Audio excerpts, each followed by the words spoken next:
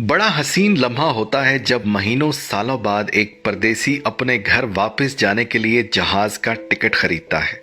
वो टिकट उसके लिए कैद से चंद दिनों की रिहाई के हुक्म जैसा होता है। ये करूंगा, वो करूंगा, वहां जाऊंगा, यहाँ जाऊंगा, बचपन की वो गलियां देखूंगा, पुराने दोस्तों से मिलूंगा, अपने असातिज़ा से मिलूंगा।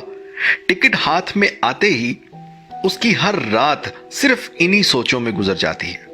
सारे दुख तकलीफें हंसकर बर्दाश्त करने लगता है, इस खुशी में कि अब बस थोड़े ही दिन हैं, मैं अपने वतन जा रहा हूँ। फलां की ये फरमाइश है, फलां के लिए ये ले लिया है, छोटे भाई ने मोबाइल कहा था, बहन ने लैपटॉप कहा था, अब्बा जान ने जैतून कहा था, बादाम कहे थे। सबके लिए खुशियां खरीद खरीद कर बैग भर लेता है।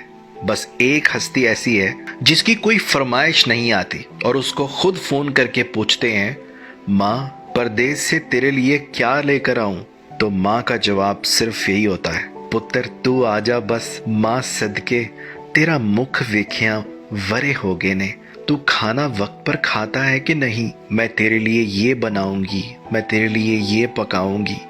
तो पुत्र आजा बस, मुझे कुछ नहीं चाहिए। बस ये वो अल्फाज हैं जो हर परदेसी के कितने ही दुख और तकलीफों को खत्म कर देते हैं जब वो ये सुनता है कि उसकी माँ उसका राह देख रही है। बस इतना कहूंगा कि माँ है तो परदेश से देश जाने की खुशी भी है। माँ नहीं रहती तो क्या देश और क्या परदेश। अल्लाह सबकी माँओं को सलामत रखे। खुश रहिए। अल्लाह हाफिज।